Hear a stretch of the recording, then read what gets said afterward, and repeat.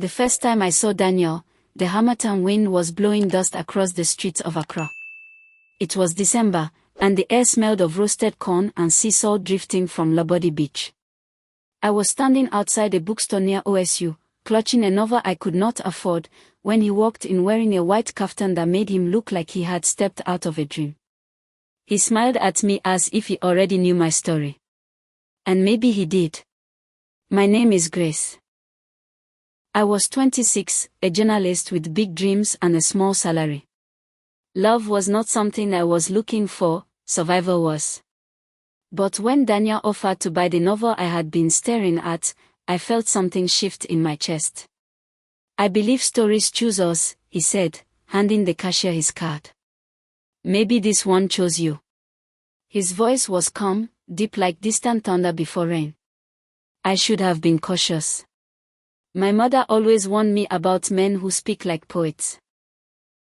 They often write lies between their lines. But Daniel was different. Or at least I thought so. He owned a tech startup and had studied in the UK. He drove a sleek black Range Rover and carried himself like a man who knew where he was going. When he looked at me, I felt seen, not as a struggling writer, not as the girl from a poor neighborhood, but as a woman worthy of softness. Our love story unfolded quickly. He took me to dinners overlooking the ocean, bought me books, asked about my childhood fears.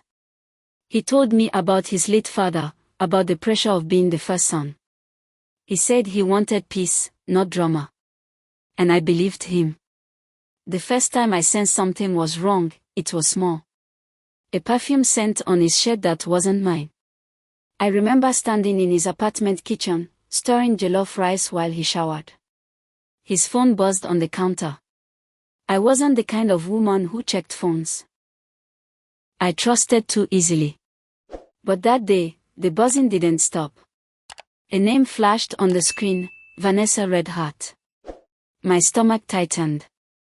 When he came out, towel wrapped around his waist, I held up the phone with trembling fingers. Who is Vanessa? He laughed. She's a client. The heart is just playful branding. Branding. My instincts whispered that something was off. But love is a powerful silencer. I told myself not to overthink. I told myself modern men have female friends. I told myself I was insecure. And I let it go. Months passed. We attended weddings together. My friends envied us. You found your husband, they said. And I believed that too. Daniel spoke about marriage often. He said he wanted a woman who would stand beside him through storms. He would hold my face in his hands and whisper, "Grace, you are my future." But sometimes he would disappear. Business trip, he'd say. Late night meetings. Sudden conferences in Lagos. He always returned with gifts, gold bracelets, expensive perfumes. Apologies wrapped in silk. I mistook gifts for repentance. It was a humid evening when the truth finally broke through. I had gone to surprise him at his office with homemade plantain and stew. His secretary looked confused when I mentioned his name. He left hours ago, she said. My heart pounded. I called him. No answer. I drove to his apartment. His car wasn't there. Something inside me refused to stay quiet this time. I followed a feeling I couldn't explain, driving toward East Legon where he once mentioned buying property. And there it was. His Range Rover parked outside a gated house. Lights on upstairs. Laughter drifting through open windows. A woman's laughter. I don't remember walking to the door. I only remember it opening. And there she was. Vanessa. Beautiful. Pregnant. Wearing his shirt. Daniel froze when he saw me. Grace. The word spun. Pregnant. She was carrying his child. I wish I could say I left with dignity. I didn't. I screamed. I cried. I demanded answers. Vanessa looked at me with confusion, then pity. You didn't know, she asked softly. Know what? They had been together for 3 years. 3. I had been the side woman. My chest felt like it was splitting open. Daniel tried to touch me, but I stepped back as if he were fire. It's complicated, he said. Complicated. The word tasted like betrayal. I left him that night. Blocked his number. Deleted his photos. Cried until my body ached. But heartbreak is not a clean wound. It lingers. It whispers. He came to my apartment 2 weeks later. He looked thinner. Broken. I ended it, he said. I chose you. I should have slammed the door. Instead, I listened. He told me the pregnancy was a mistake. That he had felt trapped. That with me, he felt alive. He said he would take responsibility for the child but wanted a future with me. I will change, he promised. And I believed him again. Because love makes you believe in miracles even when all evidence says otherwise. For a while, things were good. Too good. He became attentive. Transparent with his phone. Gentle. We attended church together.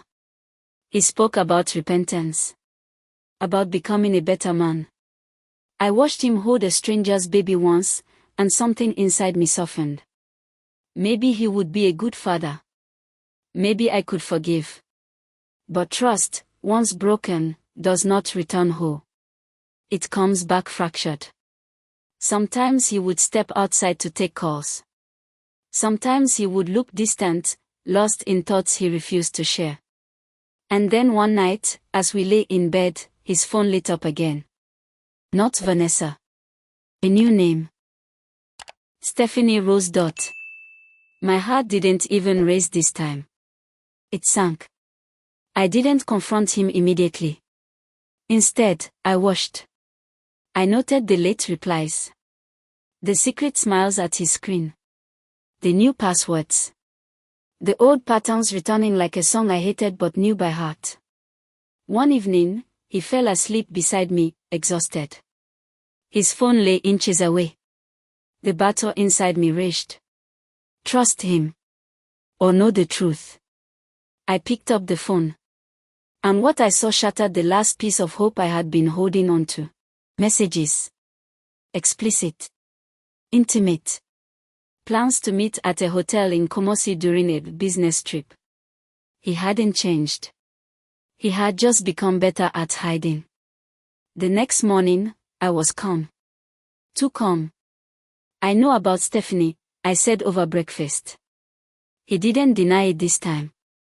Instead, he cried. I have a problem, he whispered. I don't know why I do this. Addiction to attention. Fear of commitment. Whatever it wasn't love. Or maybe he loved me in his own broken way. But love without loyalty is violence. Do you love me? I asked. With everything in me. Then why do you keep breaking me? He had no answer. Leaving him the second time felt different. The first time, I left in pain. The second time, I left in clarity. Love is not supposed to feel like war. It is not supposed to demand that you shrink your dignity to keep someone comfortable. I realized I wasn't in love with who he was. I was in love with who I hoped he would become. And hope can be dangerous when it chains you to suffering. Months passed. I focused on my career. Wrote stories about women, about resilience. My words became sharper, braver. One evening, I received a call. Daniel had been in an accident. For a moment, my heart forgot everything. I rushed to the hospital. He lay there, unconscious, machines beeping around him. Vanessa stood on one side of the bed, holding their child. I stood on the other. Two women who had loved the same flawed man. He survived. And when he woke up, his eyes found mine. Tears slipped down his face. "I lost you," he whispered. Yes. He did. People expect dramatic endings. Marriage. Revenge. Tragedy. But life is quieter than that. Daniel tried again to win me back. Therapy. Apologies. Public declarations. But something inside me had healed in a way that no longer needed him. I still loved him. That was the hardest part. Love does not disappear just because someone betrays you. It lingers like a scar. Faded but visible. But I love myself more. And sometimes, loving yourself means walking away from the person you once prayed for. I learned that potential is not a promise. I learned that you cannot love someone into becoming faithful.